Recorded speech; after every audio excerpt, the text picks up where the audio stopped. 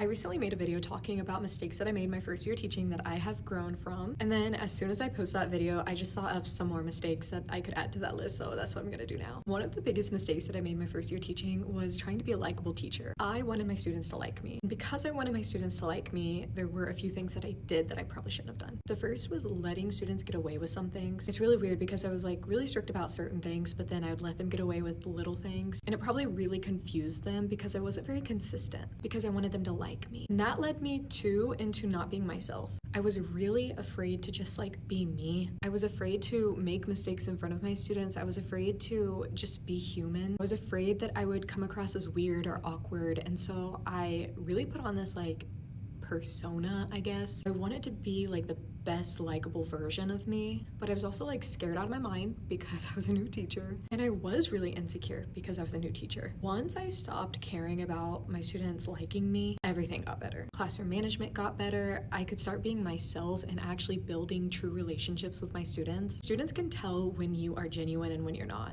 Even if you are weird or awkward or introverted like I am, students can appreciate that because you're at least being real with them. So don't try to be the likable teacher.